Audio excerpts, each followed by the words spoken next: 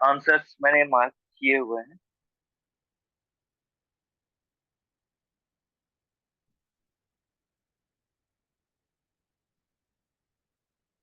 1 को डिस्कस करना है। सर सेकंड नंबर में मुझे प्रॉब्लम हुआ था, एंड वन का सेकंड में भी। ठीक। और 3 और 4। वो दोनों सही थे। फाइन। तो चलिए पहले 1 को देख लेते हैं, 1 का सेकंड पार्ट।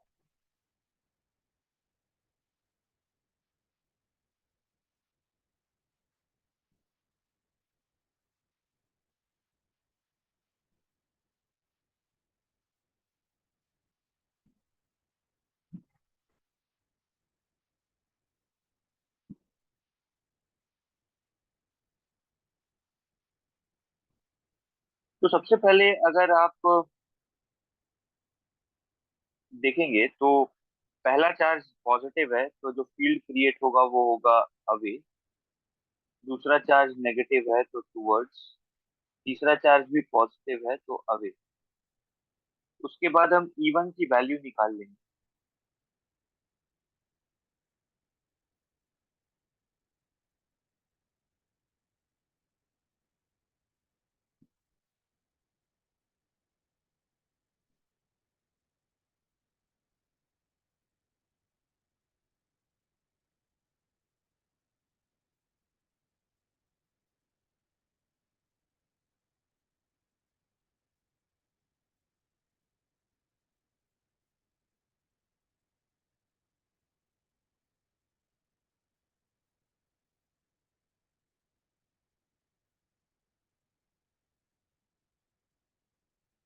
क्या ये तीनों वैल्यूज होंगे क्या? E1 E2 E3 एक बार देखिए तो के क्यू बाई आर स्क्वायर, के क्यू बाई आर स्क्वायर, के क्यू बाई आर स्क्वायर, वही थी। Yes sir. अच्छा, इनेट जो लिखूंगा वो लिखूंगा E1 प्लस E3 यानी 4 + 9 माइनस E2 यानी 13 - 4.5 यानी 8.5। करेक्ट। Yes sir. और चूंकि हमने राइट तरफ नेट माना था और वो पॉजिटिव वैल्यू आया, इसका मतलब हमारा अज्यूम डायरेक्शन सही है, तो ये होगा टूवर्ड्स राइट। तो अब आप यहाँ पर एक चार्ज लेकर आ रहे हैं, कैपिटल, है ना? तो यहाँ पे हम एक कैपिटल क्यू चार्ज लेके आ रहे हैं, तो हमको तो पता है कि किसी लोकेशन पे अगर फील्ड पता है, तो वहां पे अगर किसी क्यू चार्ज को लेकर आएंगे तो उस पे जो फोर्स लगेगा वो होगा, इसमें कोई दिक्कत? No sir. तो जो फोर्स वो एक्सपीरियंस करेगा चार्ज, वो होगा उसका खुद का चार्ज। और मैंने आपको बताया है कि जब वेक्टर फॉर्म की इक्वेशंस हो तो इस चार्ज को विदाउट साइन पुट करना है कि विद साइन पुट करना है? Without sign. वेक्टर फॉर्म में जब मैग्नीट्यूड चाहिए तब विदाउट अच्छा। साइन था। हाँ हाँ। यहाँ पे मैग्नीट्यूड चाहिए था तो विदाउट साइन था, लेकिन यहाँ पे वेक्टर फॉर्म है तो हमेशा with sign. Correct. Yes sir. तो अब देखो वही करेंगे। चार्ज की वैल्यू पुट करते हैं -2 माइक्रो मिली कूलम, तो मिली मतलब 10⁻³ इंटू फील्ड की वैल्यू कितनी है इनका? 8.5। सर मेरा ये वाला आंसर भी सही है, वो एक्चुअली हम फॉर्म डिफरेंट में लिखे हुए थे। अच्छा, तो ये 8.5 आई कैप होगा, है ना, क्योंकि पॉजिटिव एक्स में है ना, नहीं? Yes sir. तो अपना फोर्स देखो ध्यान से, आ जाएगा -17 × 10⁻³ आई कैप, यानी -0.017 आई कैप। तो ये वाला जो हमारा नेट फोर्स है वो प्लस आई कैप में है कि माइनस आई कैप? नेगेटिव आई कैप में। और अगर नेगेटिव आई कैप में है तो मैं बोल सकता हूँ it is towards left. Correct. Yes sir. Okay. Logic में कोई दिक्कत? No sir. Perfect. Now let's get to the second one.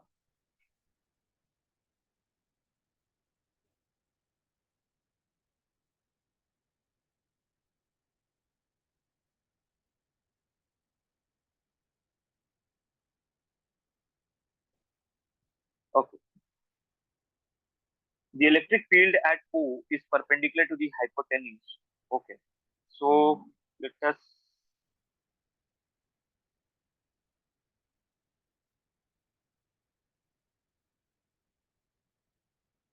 there will be two fields. One will be E1 due to this Q1, and another will be E2 due to this Q2. So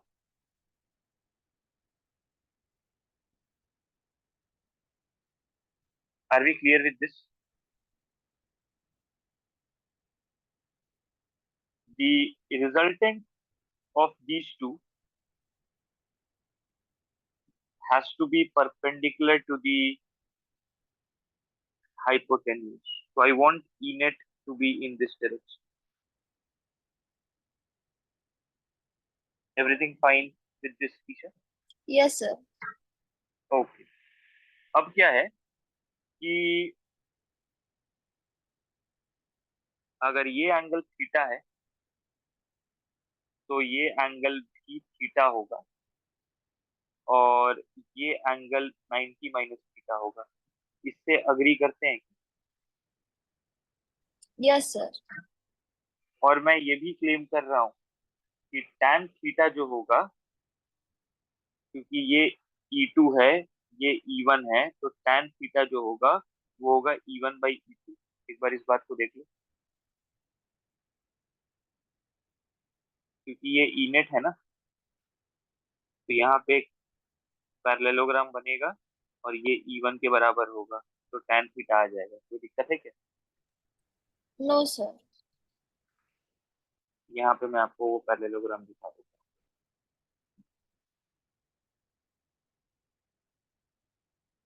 हूँ। तो अगर ये वो E1 तो ये भी E1, तो यहाँ पे आपको दिखेगा कि ये जो ट्रायंगल है इसमें tan थीटा है E1 बाई E। अच्छा, tan थीटा अगर मैं यहाँ से देख, अगर ये 90 माइनस थीटा है तो ये एंगल पक्का थीटा होगा। इस बात से कोई दिक्कत इसे? No sir. तो मेरे को जरा बड़े वाले ट्रायंगल के हिसाब से tan थीटा बता दो, तो x1 x2 के टर्म्स में क्या होगा? इस वाले ट्रायंगल में tan थीटा की वैल्यू x2 और x1 के टर्म्स में क्या होगी? x2 by x1। Perfect, x2 by x। अच्छा, अगर मैं आपसे बोलता कि जो E1 है वो k q1 by x1 square है। E1 इस चार्ज के वजह से वो है k q1 बाई डिस्टेंस का स्क्वायर। अग्री करते क्या? Yes sir. E2 की वैल्यू बता देंगे मेरे को? k q1 by x2 square. k q1 की k q2? q2 perfect. अब क्या करते हैं ना, इस वाले इक्वेशन को यूज करते हैं और इसमें E1 और E2 का वैल्यू डालते हैं।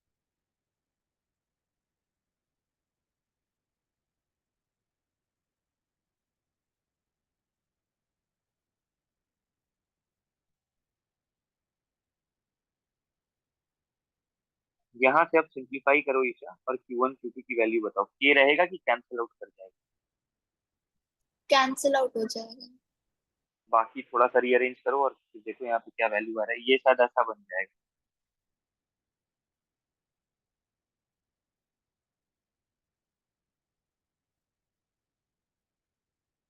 और फिर जब आप इसको थोड़ा सॉल्व कर देंगे, एक बार चेक करिए।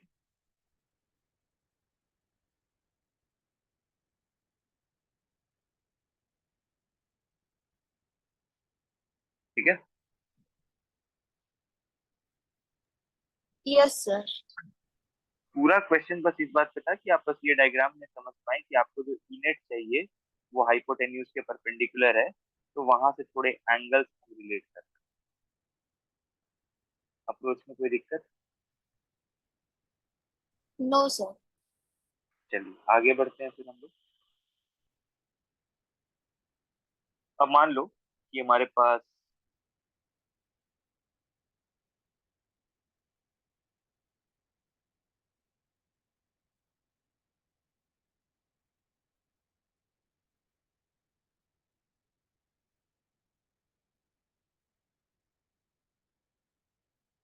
ऐसे दो चार्ज, ठीक है, और मुझे इनके वजह से फील्ड प्लॉट करना है कि फील्ड का फंक्शन कैसा दिखेगा, ठीक है।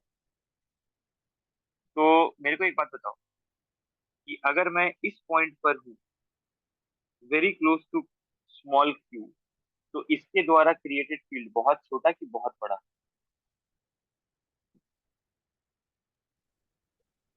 एक पॉइंट है one, which is very close to a, तो वहां पे ए वाले चार्ज का फील्ड बहुत छोटा कि बहुत बड़ा? बहुत छोटा होगा। ध्यान से, क्योंकि फील्ड की वैल्यू मैं आपको लिख के दिखा देता हूँ। अगर डिस्टेंस बहुत छोटा हुआ तो फील्ड बहुत तो बड़ा फील्ड होता बहुत बड़ा होगा, बहुत बड़ा। है, करेक्ट। अब मुझे एक बात बताओ कि चूंकि ये एक पॉजिटिव चार्ज है, तो फील्ड अपनी तरफ बनाएगा कि अवे बनाएगा? अवे। अवे बनाएगा, इसका मतलब है नेगेटिव डायरेक्शन में एक बहुत बड़ा फील्ड शुरू करेगा ये, यानी ऐसा हो, नेगेटिव डायरेक्शन में बहुत बड़ा फील्ड, यानी नेगेटिव इन्फिनिटी अप्रोच करेगा ना, यस सर। ठीक है।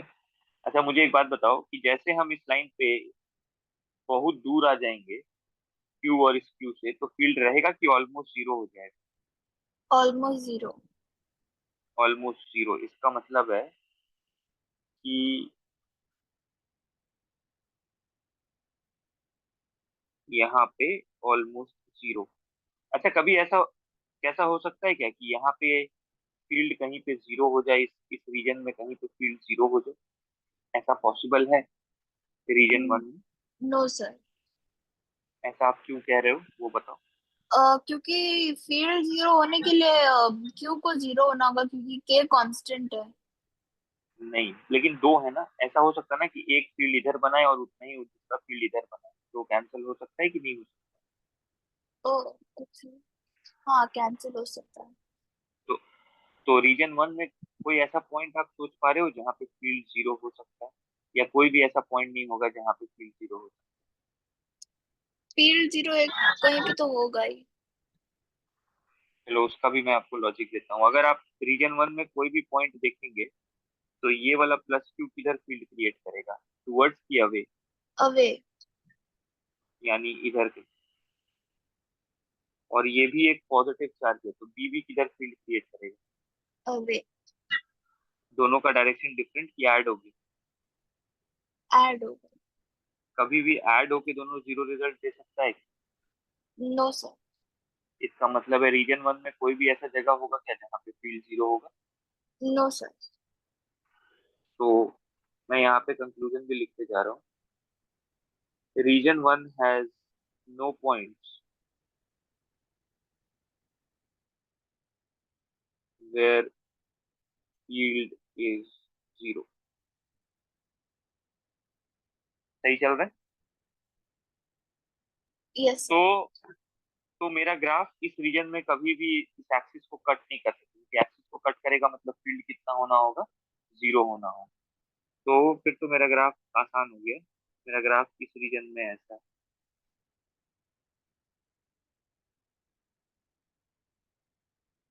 अग्री करते हो इस बात? Yes sir. कोई दिक्कत होगा तो बताना, क्योंकि हम इनफाइनाइट डिस्टेंस दूर चले जाएंगे इन दोनों पॉइंट से, तो वैसे भी मेरा फील्ड घटते घटते जीरो हो जाएगा।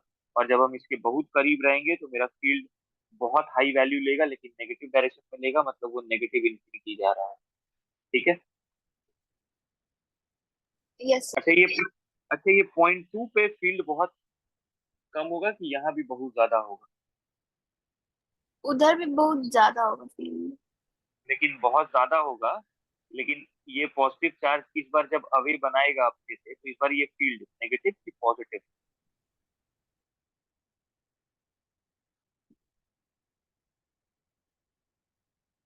पॉजिटिव चार्ज है, अपने से दूर फील्ड बना रहा है, इस बार ये जो फील्ड का डायरेक्शन आया ये नेगेटिव डायरेक्शन में आ रहा है कि पॉजिटिव डायरेक्शन? पॉजिटिव। तो बहुत बड़ा फील्ड लेकिन नेगेटिव साइड में कि पॉजिटिव साइड? Positive side. मतलब ऐसा कुछ होगा कि,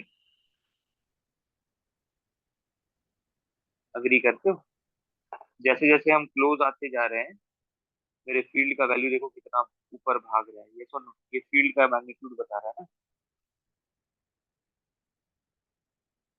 कोई दिक्कत? No sir. अच्छा, 3.3 पे क्या होगा? बहुत छोटा फील्ड कि बहुत बड़ा फील्ड? वो ए पॉइंट पे जो चार्ज है उसके कारण बहुत छोटा फील्ड होगा, बट बी पॉइंट पे जो चार्ज है उसके कारण बहुत बड़ा होगा। Perfect.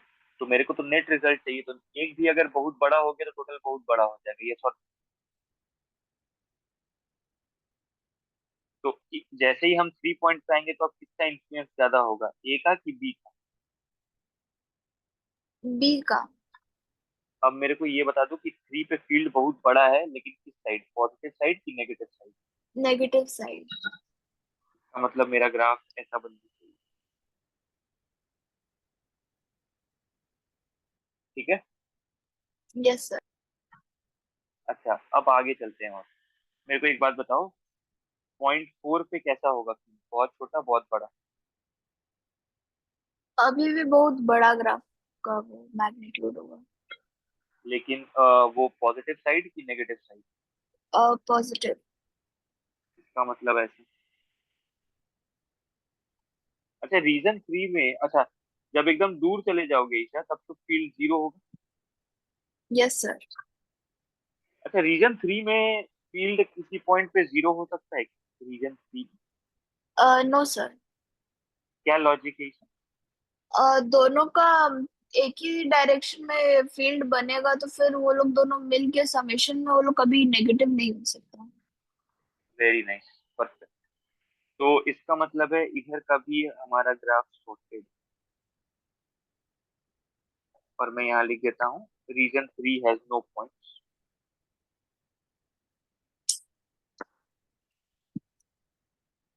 Has no points where field is zero.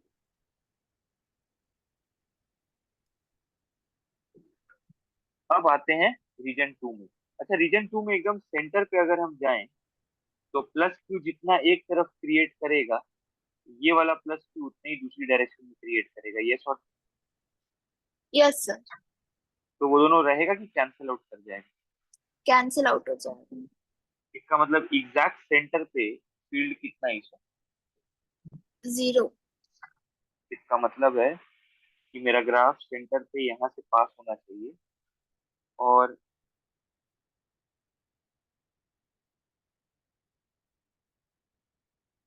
इस तरह का मेरे को फील्ड पैटर्न मिलेगा। ठीक बोल रहा हूँ? Yes sir. और ये,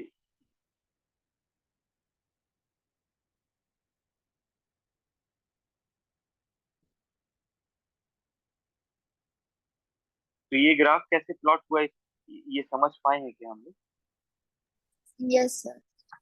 ये ग्राफ, ठीक है। अब एक चीज और,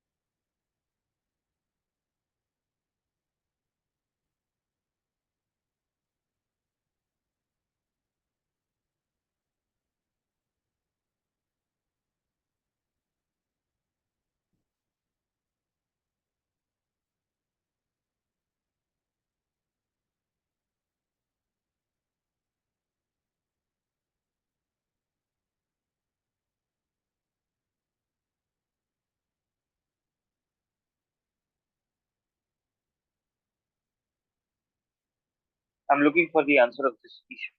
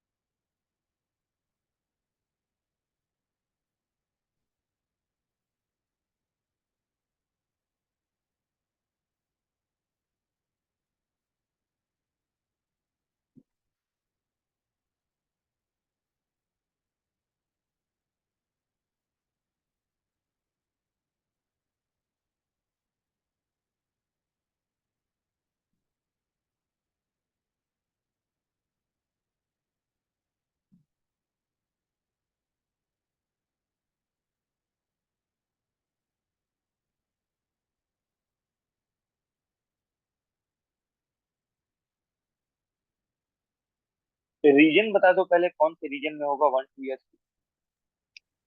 सेकेंड रीजन। सेकेंड, 1 और 3 में पॉसिबल है क्या? No sir. Okay, so the point lies in region 2। Okay,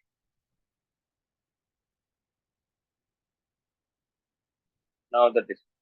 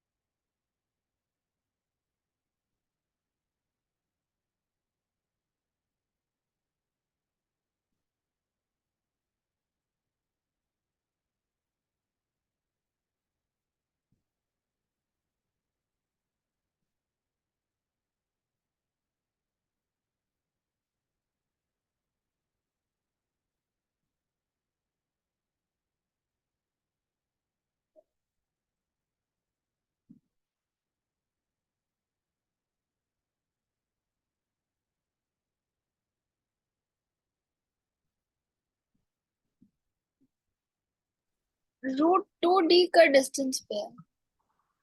√2d। Yes sir. Okay, okay, let's figure it out quickly. So let's say कि मैं इस डिस्टेंस को x मान लेता हूँ, सॉरी, इसको x मानता हूँ क्योंकि टू टू क्यू से खोजना है। तो ये d-x, इसको a पे रखा हुआ चार्ज बोल देते हैं, इसको b पे रखा हुआ। तो ई ए क्रिएट होगा राइट की तरफ, ई बी क्रिएट होगा लेफ्ट की तरफ, और ई ए बन जाएगा k³/d-x का होल स्क्वायर, और ई बी बन जाएगा k × 2q/x²। Do you agree on this? Yes sir. अच्छा, वो पॉइंट खोज रहे हैं जहां पे नेट फील्ड 0 होना चाहिए। तो क्या लगता है आपको इनका मैग्नीट्यूड का क्या रिलेशन होना चाहिए? दोनों को इक्वल कर देंगे। परफेक्ट, दोनों को इक्वल कर देंगे। तो इक्वल करते हैं।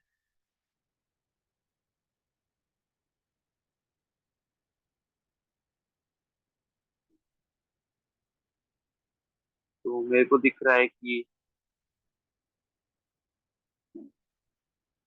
अब क्या करना चाहिए? अब ये क्वाड्रेटिक है, क्वाड्रेटिक को सॉल्व कर देंगे। क्वाड्रेटिक को सॉल्व करने से अच्छा है कि हम इसका रूट ले लें। Yes sir. रूट लेंगे तो एक रूट आना चाहिए कि प्लस माइनस आना चाहिए? Plus minus. लेकिन हम कह रहे हैं कि माइनस हम हटा देते हैं क्योंकि मेरे लिए एक्स कोई डिस्प्लेसमेंट है कि डिस्टेंस? डिस्टेंस है। और डिस्टेंस कभी नेगेटिव हो सकता है क्या? No sir. इसका मतलब है कि हम प्लस वाला रूट लेके चलेंगे तो ये बनेगा √2 d - x। तो इसका मतलब है x इज √2d - √2x। इसका मतलब x is √2d divided by √2 + 1। देखिए तो यस सर। कोई दिक्कत है? No sir. Right. So if this is the value, मुझे ये बता दो ये किसके क्लोजर है, कैपिटल क्यू की टू की? ए पॉइंट के क्लोजर है। ध्यान से।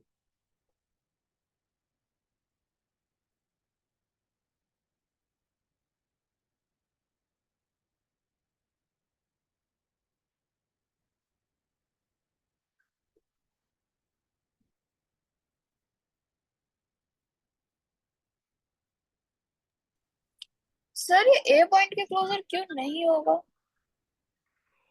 क्योंकि आपको ये चेक करना होगा कि ये डिस्टेंस d/2 से बड़ा है या छोटा है। अगर ये डिस्टेंस d/2 से छोटा हुआ तो ये b के क्लोजर होगा, और अगर ये d/2 से बड़ा हुआ तो ये a के क्लोजर होगा। तो मैथमेटिकली पता करिए कि ये d/2 से छोटा है या बड़ा है, प्रॉपर लॉजिक के अच्छा। साथ।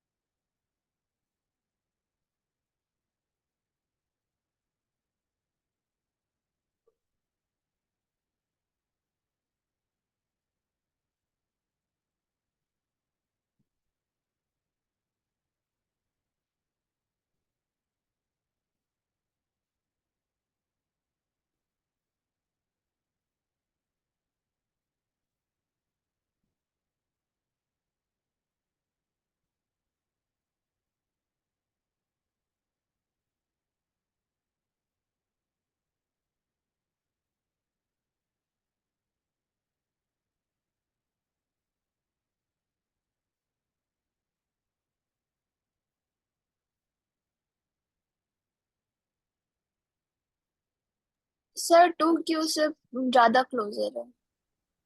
Exactly exactly। तो अब मैं यहाँ पे एक चीज लिखना चाह रहा हूँ कि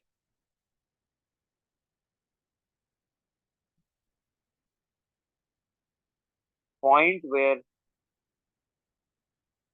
e is 0 will always be closer to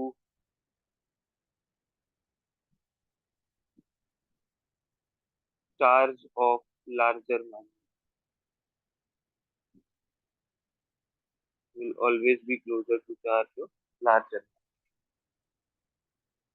okay, perfect. अब एक और काम।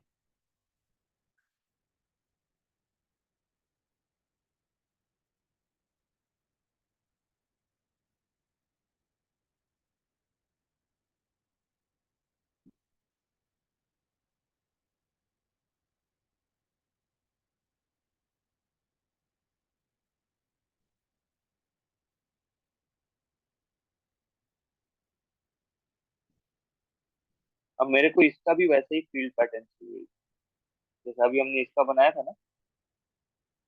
आप इसका भी एक वैसे ही फील्ड पैटर्न स्केच करो, फिर हम मिलकर डिसाइड करेंगे कि सही है कि नहीं लॉजिक। ठीक है। यस।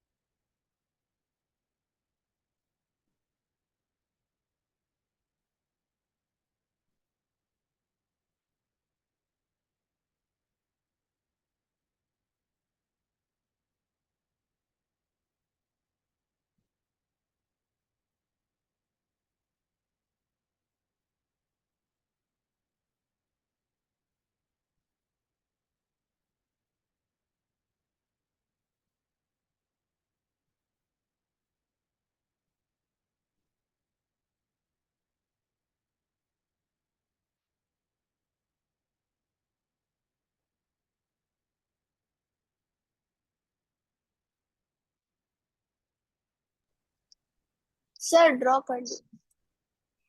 आ गया। ओके। तो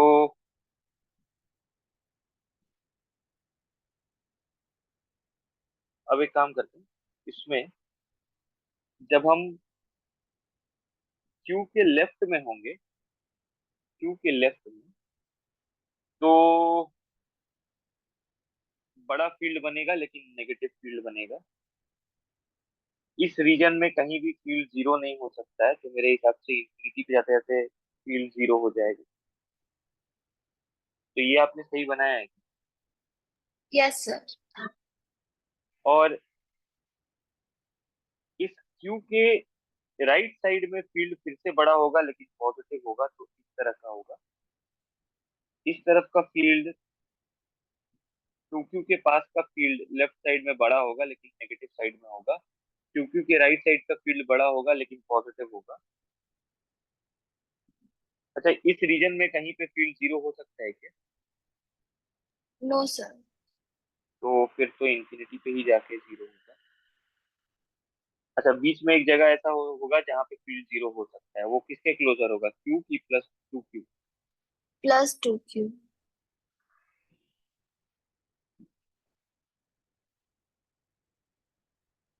You should be showing the graph like this. Do we agree on this? Yes sir. So this is how it's done. The sketching of graph is done. Logic समझ पा रहे हो? Yes sir. इस बार ये d/2 से बड़ा होगा और ये d/2 से छोटा होगा। ठीक है, चलिए आगे बढ़ते हैं।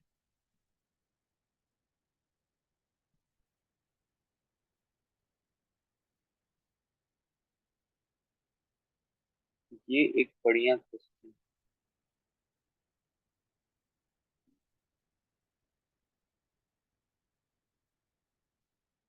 इसको देखिए तो एक बार। You should be able to conclude some.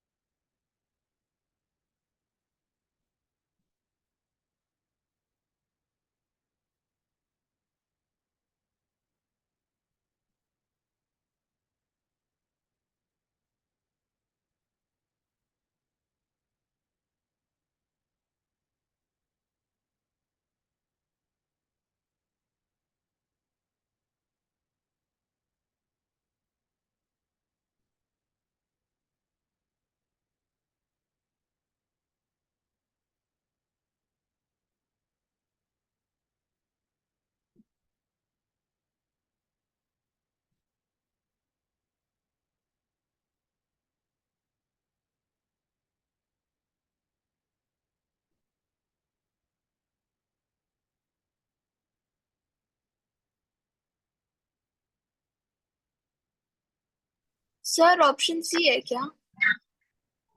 Option C? पहले तो ऑप्शन सी में आप ये देखो कि यहाँ पे E इक्वल टू जीरो कहाँ पे हो रहा है ईशा, अगर मैं आपको तीन रीजन दूं, 1 2 एंड 3। Third region. तो थर्ड रीजन में अगर E जीरो हो रहा है और वो अगर Q2 के क्लोजर है, तो किसका मैग्नीट्यूड ज्यादा होगा, Q1 की Q2? Q2 का टेक्निकली होना चाहिए। तो फिर तो मेरे पास दो ऑप्शंस ऐसे हैं जो डायरेक्टली मेरे को दिख गया कि गलत। अच्छा, तो फिर तो D होगा। अच्छा, इतना तो क्लियर हो गया कि बी और डी में से कोई एक है ना? Yes sir. अच्छा, अब कैसे पता करोगे कि पॉजिटिव कौन है और नेगेटिव कौन है? यहाँ पे देखो तो ध्यान से, Q1 के जस्ट पास में रहोगे तो फील्ड का मैग्नीट्यूड बहुत बड़ा कि बहुत छोटा? मैग्नीट्यूड बहुत बड़ा। बहुत बड़ा। और ग्राफ देख के बताओ कैसा डायरेक्शन है उसका, नेगेटिव साइड में है कि पॉजिटिव साइड? पॉजिटिव साइड में। इसका मतलब है ये Q1 अपने तरफ फील्ड बना रहा है। किस तरह का चार्ज खुद की तरफ फील्ड बनाता है, पॉजिटिव कि नेगेटिव? नेगेटिव। इसका मतलब Q1 कैसा है? नेगेटिव। और Q2 के लिए अगर चाहिए तो Q2 के पास में देखो, यहाँ पे उसके जस्ट पास फील्ड अगेन बहुत बड़ा है लेकिन पॉजिटिव है, इसका मतलब वो अवे बना रहा है। तो Q2 कैसा चार्ज है? पॉजिटिव। कौन सा ऑप्शन होगा? D। लॉजिक क्लियर है? Yes sir. ठीक है। So this is how graphical questions can be asked on point search. Now let's get to the next scenario. Electric field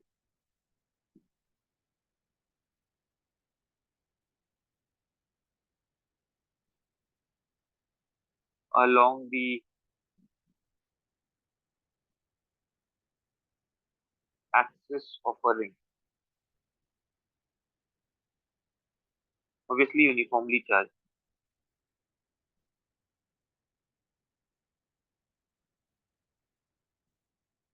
Uniformly charged. So let's say we have rings like this.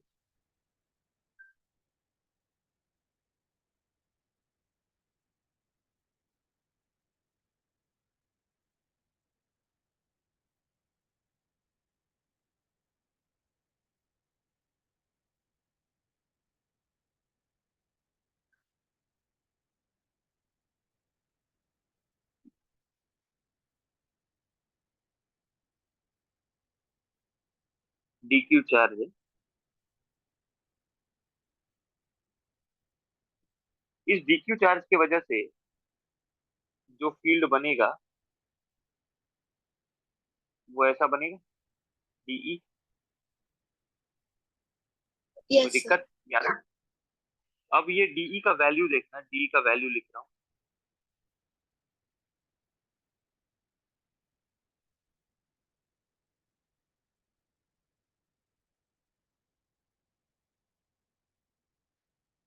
KQ by distance का square. अच्छा, जैसा DE इधर है वैसा ही एक DE इधर भी बनेगा।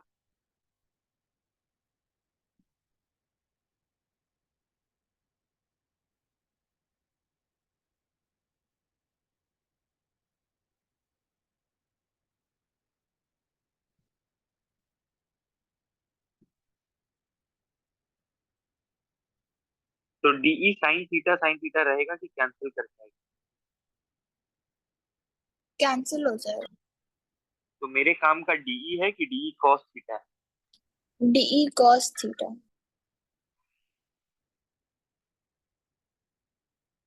DE कॉस थीटा, इसका मतलब KDQ by x square plus r square into cos theta. अगर आप देखेंगे इस ट्राइंगल तो वो होगा base divided by hypotenuse.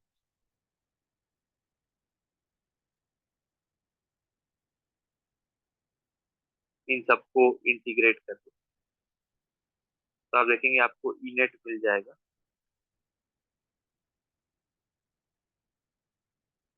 Constant चीजों को बाहर कर लो,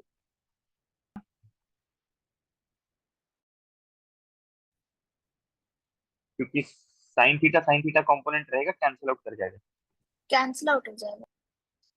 कैंसिल आउट, तो इसीलिए मैंने DE कॉस थीटा लिखा। तो DE की वैल्यू तो थी ही मेरे पास, कॉस थीटा के लिए मैंने क्या किया, base by hypotenuse. Correct. Yes sir. ऐसे सारे DE कॉस थीटा को अगर मैं ऐड कर दूं तो मेरे को ई नेट मिल जाएगा। और जब मैं इसको इंटीग्रेट करने गया तो मैंने देखा कि सारी चीजें कांस्टेंट है, बस एक ही अननोन, एक ही वेरिएबल है डी क्यू। तो जब डी क्यू इंटीग्रेट होगा तो अगर आप रिंग के सारे छोटे चार्जेस को इंटीग्रेट कर देंगे तो आपको total charge on the ring मिल जाएगा। Do we agree on this? Yes. और उसका डायरेक्शन क्या होगा Isha, can I say it is along the axis of the ring? Yes sir. अच्छा, हमेशा अवे फ्रॉम द सेंटर की? अगर पॉजिटिव है तो अवे फ्रॉम सेंटर, अगर नेगेटिव रिंग है तो away from the centre field की टुवर्ड्स द सेंटर। नेगेटिव रहेगा तो टुवर्ड्स द सेंटर। और अगर पॉजिटिव रहेगा अवे फ्रॉम सेंटर। तो आई कैन देन से if ring is positive, E net is away from center.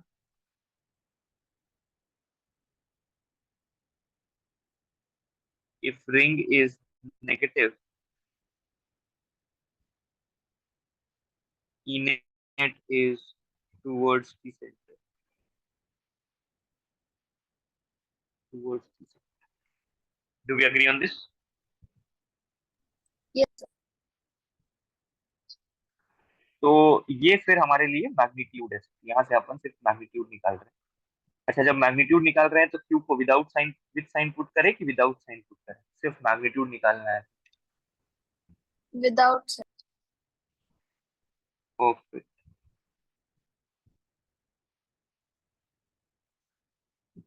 अच्छा, मुझे ये बता दो कि field at centre of the ring कितना हो? E at centre of the ring. Centre of the ring पे 0 हो जाएगा। Perfect. And what is still infinite distance from the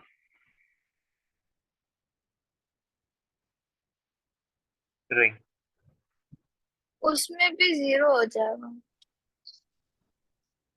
उसमें भी उसमें 0 हो जाएगा। ही जीरो अप्रोचिंग। हो जाएगा, क्योंकि परफेक्ट, क्योंकि जब आप इनफाइनाइट देख रहे होंगे तो आपका एक्स बहुत बड़ा होगा। तो उस समय आप डिनोमिनेटर में आर को एक्स के रेस्पेक्ट में नेग्लेक्ट कर देंगे। तो ये बन जाएगा एक्स क्यूब, तो वो हो जाएगा के क्यू बाई एक्स स्क्वायर। और चूंकि एक्स टेंडिंग टू इंफिनिटी है तो E infinite will tend to zero. अगर ऐसा होता है तो मेरे हिसाब से, जरा देखना इस चीज को, अगर मैं ई वर्सेस एक्स ग्राफ बनाऊं तो हम स्टार्ट भी जीरो से कर रहे हैं और हमें एंड भी जीरो पे करना है। यही है ना कंडीशन? ठीक बोल रहा हूँ? Yes sir. इसका मतलब है हमारा ग्राफ कुछ ऐसा बनेगा कि कंटिन्यूअस ग्राफ है, तो ऐसी ही कुछ पॉसिबिलिटी है ना? यस।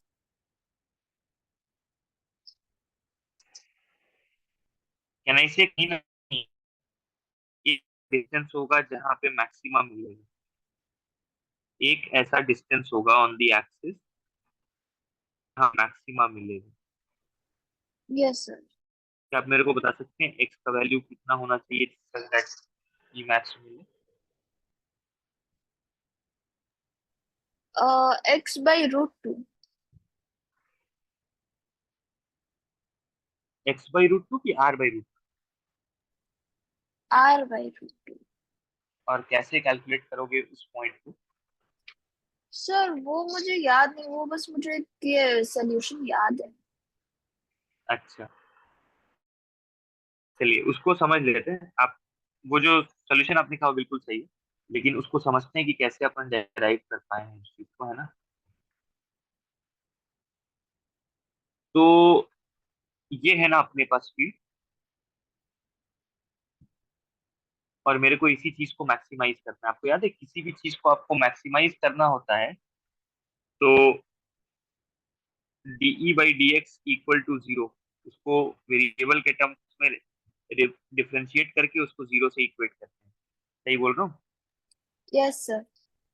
तो अगर ऐसा करते हैं हम लोग, तो जरा इस डीई बाई डी एक्स करते हैं, इसको ध्यान से देखिएगा कि क्यू कांस्टेंट है, इसको u बाई वी फॉर्म से डिफरेंशिएट करते हैं। ठीक है, u बाई वी फॉर्म से। तो पहले x डिफरेंशिएट होगा, ये कांस्टेंट की तरह काम करेगा, माइनस अब ये डिफरेंशिएट होगा और x कांस्टेंट रहेगा, डिवाइडेड बाई डिनोमिनेटर का स्क्वायर, और ये सब मिला के होना चाहिए जीरो। अगर इसको थोड़ा रीअरेंज कर दें,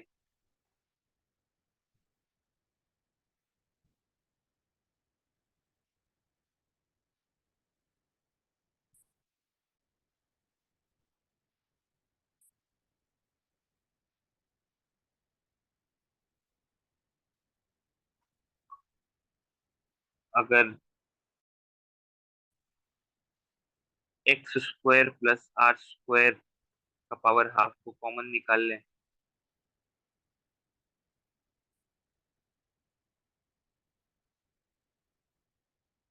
ओहो सॉरी, ये वाला जो मैंने सेकंड डिफरेंशिएशन किया था, ये सही है कि इसमें कुछ मिसिंग है? ईशा बताइए थोड़ा सा। उसमें -1/2 होगा ऊपर में। नहीं, वो तो मैंने सही किया है ना, वो तो हम लिखते हैं n-1, याद है? जब डिफरेंशिएट करते हैं तो n-1 हो जाता है, तो 3/2 - 1 तो हाफ हो जाएगा। बट ये यहीं पे रुक जाएगा कि चेन रूल से एक 2x भी आएगा। 2x भी आएगा। तो x पहले यहाँ तक पहुंचे थे, फिर एक 2x होगा, और x को तो कांस्टेंट रखे थे u बाई वी फॉर्म, तो यहाँ पे एक एक्स स्क्वायर होगा, और ये हट चुका होगा क्योंकि 2 और 2 कैंसिल हो जाए। इसमें अगर कोई दिक्कत है तो मुझे बताइए ईशा, डिफरेंशिएशन में। नो सर, नहीं दिक्कत है।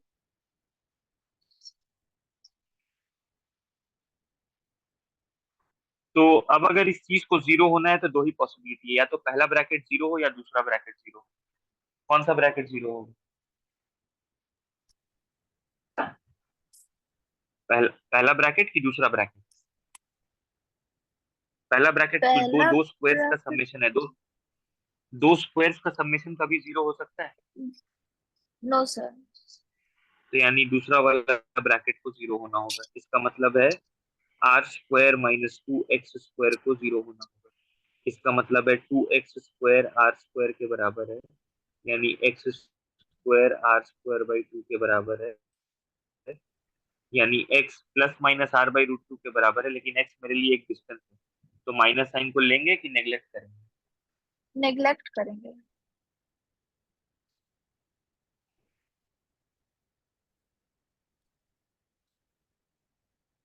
अभी क्लियर है कैसे आ रहा है वो x equal to r by root two? Yes sir.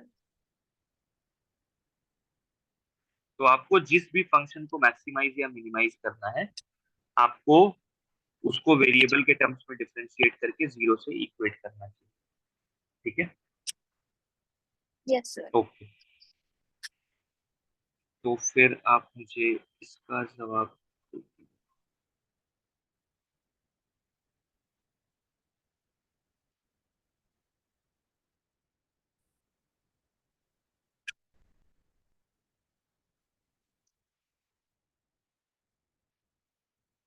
ये, और एक और एग्जांपल दे रहा हूँ।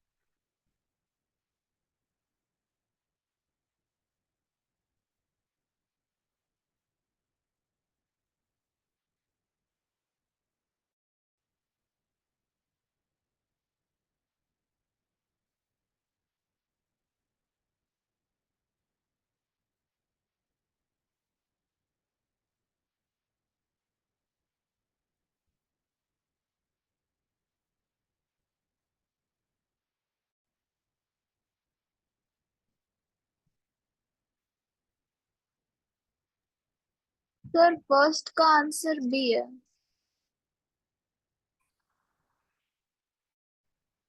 फर्स्ट का आंसर बी है?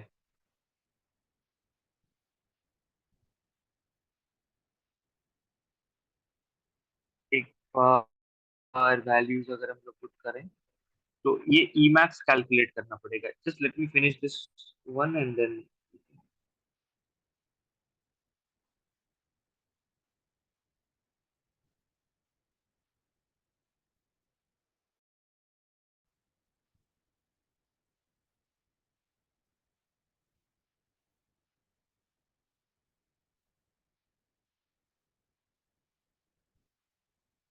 can let me push this to the next page.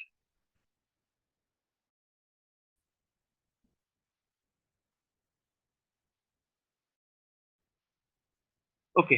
तो इसमें एक चीज तो समझ में आ गया कि ए तो बिल्कुल गड़बड़ है और बी भी डी भी बिल्कुल गड़बड़ है, क्योंकि मेरे को पता है मैक्सिमा r/√2 पे आना चाहिए. करेक्ट. Yes sir. अब बस Emax कैलकुलेट कर लेते हैं, क्योंकि Emax का वैल्यू वहां पे अलग दिया हुआ है. तो KQX by r² plus x² का पावर 3/2.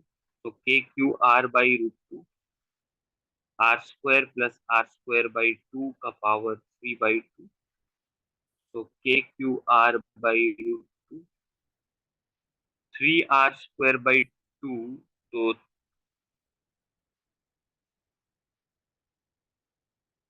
3 का पावर 3/2, 2 का power 3/2 is 2√2 into r cube. So Emax is 2KQ by 3√3 r². यहाँ तक आने में अगर कोई दिक्कत हुई ईशा तो बताइए. No sir. अब K की वैल्यू पुट करते हैं.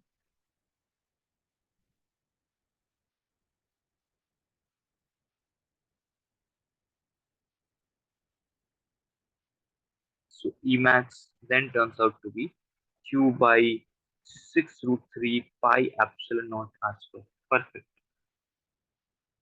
तो आई होप आपने भी सेम सिमिलर वे में अप्रोच किया होगा, राइट. Yes sir. परफेक्ट. ये वाले क्वेश्चन को देखने के तरीके मैं क्वेश्चन समझा देता हूँ. इस बार हमारे पास एक सर्कुलर आर्क है और ये आर्क यूनिफॉर्मली चार्ज. ठीक है. पर यूनिट लेंथ उसका चार्ज है लैम्डा. उस आर्क ने सेंटर पे एक थीटा एंगल बनाया हुआ है. आपको इस सेंटर पे फील्ड का मैग्नीट्यूड बताना है और आपके आंसर में इन terms of K, lambda, are and theta आपको आंसर करना है. क्वेश्चन क्लियर है ईशा? Yes sir. एक बार ट्राई करिए. I just be back in a minute, right.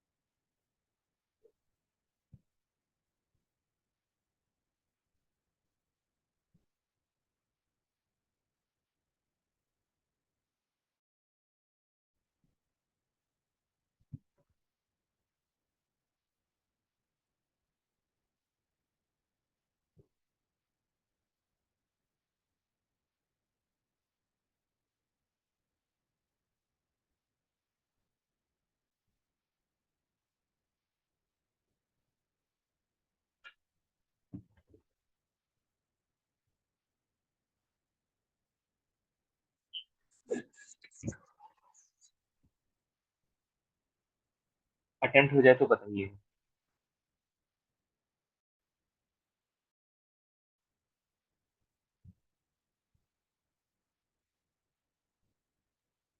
Sir इसमें ये डी इसमें वेरिएबल एग्जैक्टली क्या है, क्योंकि इसमें तो बस वो डी क्यू कॉस थीटा ही अलग है, क्योंकि डिस्टेंस तो हमेशा आर ही रह रहा है। हाँ, लेकिन उसके वजह से फिर आपके पास आपके लिए फील्ड का सारा कंपोनेंट इंपॉर्टेंट होगा कि कुछ कंपोनेंट्स कैंसिल हो जाएंगे। कुछ कंपोनेंट्स कैंसिल हो जाएंगे। तो आपको डीई इंटीग्रेट करना चाहिए कि डीई डीई का कंपोनेंट इंटीग्रेट करना चाहिए। डीई का कंपोनेंट इंटीग्रेट करना वही है। आपको वही आपको सही से खोजना है कि कौन सा कंपोनेंट हमें इंटीग्रेट करना है। ठीक है, एक बार ट्राई कॉस करो वरना वाला। लेकिन आप वो एंगल कहाँ से ले रहे हैं वो भी इम्पोर्टेंट है, तो चलिए इसको समझते हैं। जैसे सबसे पहले एक एंगुलर बाइसेक्टर बना लेते हैं, ठीक है। अब यहाँ से क्या करते हैं कि एक अल्फा एंगल पे एक छोटा डी अल्फा ले लेते हैं।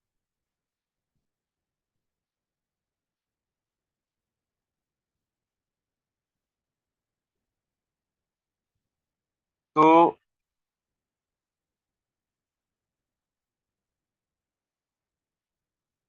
वो जो डी अल्फा है,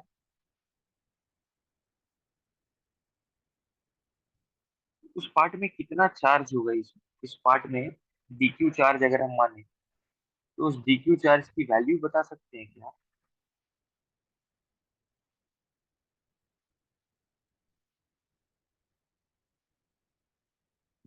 how much is the value of that D Q charge? वो होगा ये लैम्डा इंटू समथिंग।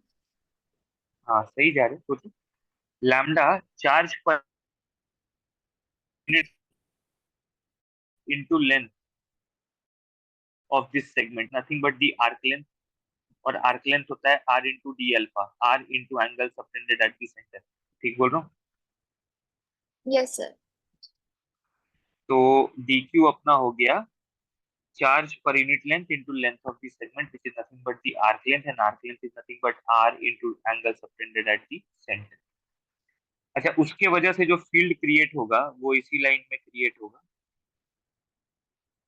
और वो फील्ड होगा डीई, और ये वाला एंगल होगा alpha.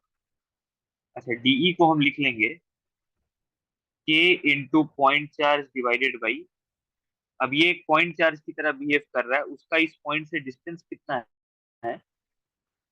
How much is this distance? R. Perfect. So r square. But ध्यान से समझना कि वैसा ही एक डीक्यू एलिमेंट इधर भी होगा उतने ही एंगल पे, और उसका भी एक डीई होगा जो इधर जाएगा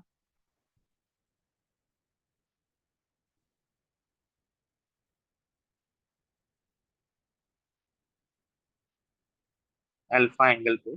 अब मेरे को ध्यान से देख के बताओ कि डीई का साइन अल्फा और डीई का साइन अल्फा रहेगा कि कैंसिल कर जाएगा?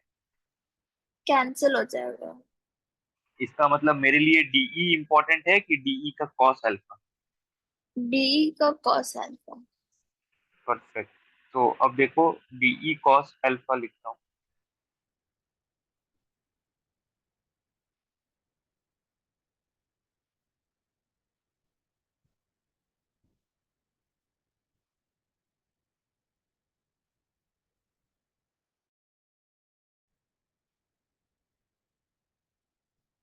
ओहो, डी, सॉरी, डी क्यू की वैल्यू तो मैंने लिखी थी।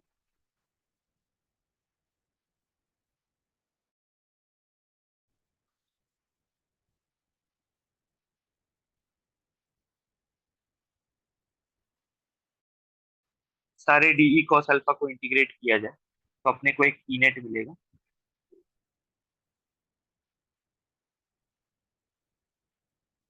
तो इनेट, अच्छा, अल्फा का लिमिट्स बता सकते हैं क्या, कि जब हम इसको इंटीग्रेट कर रहे हैं तो लिमिट्स कहाँ से कहाँ होना चाहिए? 0 to थीटा। नहीं, ध्यान से, आप यहाँ से देख रहे हैं तो आपको पीछे भी जाना है और आगे भी जाना है। तो पीछे जाना है थीटा बाई टू और आगे जाना है थीटा बाई टू, तो लिमिट्स जीरो से थीटा की -θ/2 से +θ/2? -θ/2 से +θ/2। इसमें अगर कोई दिक्कत है तो बताइए, मैं इलेबोरेट कर दूंगा। क्लैरिटी है? No sir, yes sir, clarity है। K lambda by r cos alpha d alpha integration.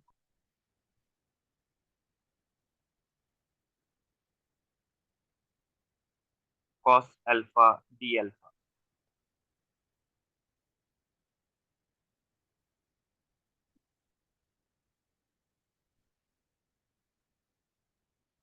क्या होगा इंटीग्रेशन?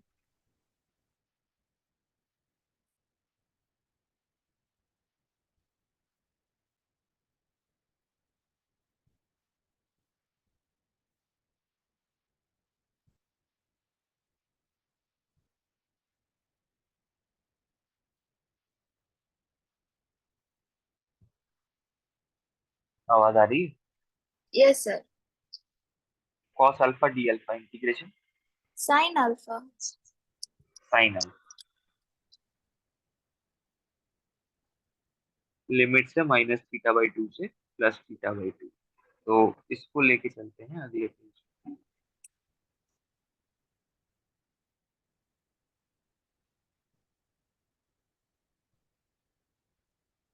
इसका जैसे ही लिमिट्स पुट करोगे तो ये बन जाएगा।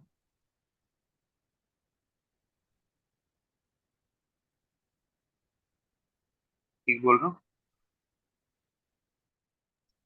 Yes sir.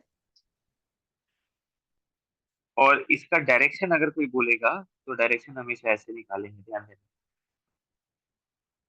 अगर कोई भी आर्क है थीटा एंगल पे, तो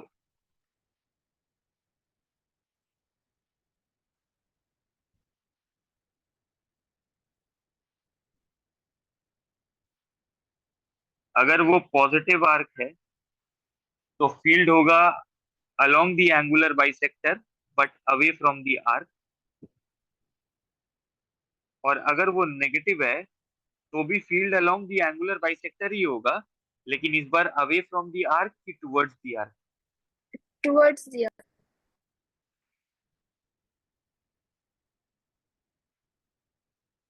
और मैग्नीट्यूड दोनों केस में यही रहे। ठीक है? तो एक चीज ध्यान रखने वाली चीज है कि it is along the angular bisector।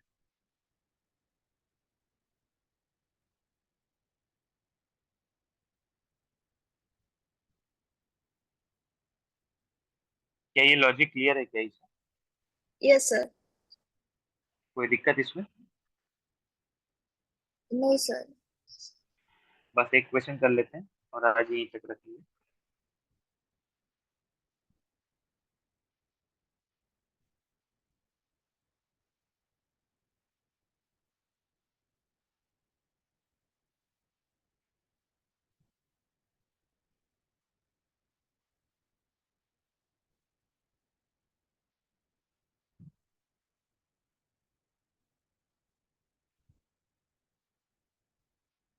और फील्ड का डायरेक्ट का वैल्यू बताना है आपको, और डायरेक्शन भी दिखाना है। ठीक है? तो magnitude as well as direction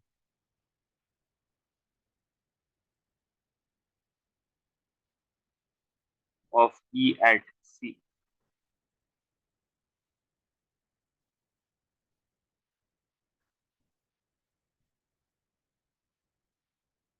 can give your answer in terms of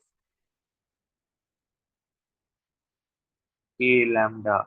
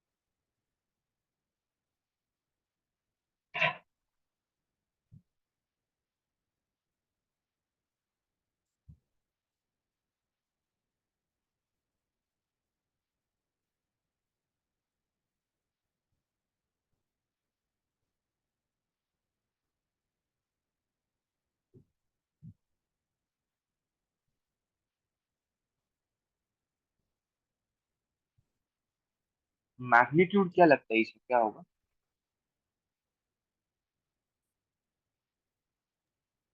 K lambda by are.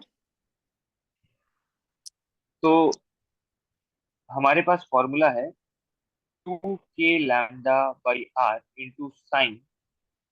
कितना एंगल क्रिएट हुआ इस बार सेंटर पे? Pi by 2। Pi by 2। तो एक्चुअली में थीटा लिखते हैं कि थीटा बाई 2 लिखते हैं? थीटा बाई 2 लिखते हैं। तो पाई बाई 2 की pi by 4? Pi by 4। Sine pi by 4 कितना? 1/√2। 1/√। यानी फील्ड हो जाएगा। K lambda by 2 root 2। Agree करते? यस। डायरेक्शन बताओ मेरे को। Direction will be away from the r. Away from the arc और एंगुलर बाइसेक्टर, यानी इस डायरेक्शन,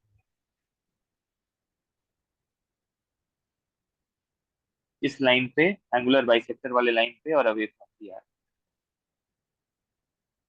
ये एंगल कितना होगा इसे? ये फोर्टी वाला फाइव एंगल? डिग्री 40। अब कोई मेरे से पूछता कि एक्स कंपोनेंट कितना है, तो हम उसको बोलते इनेट कॉस 45। और उसका वाई कंपोनेंट कितना है तो हम बोलते इनेट साइन 45। कोई दिक्कत? No sir. लॉजिक समझ पाए? Yes sir. ठीक है। तो आज यहीं तक रखते हैं, जितना हमने कवर किया है ये क्लियर है पूरा? Yes sir. ठीक है। इस वीक के क्लासेस और उनके टाइमिंग्स है ना, वो मैं आपको भेज देता हूँ। ओके।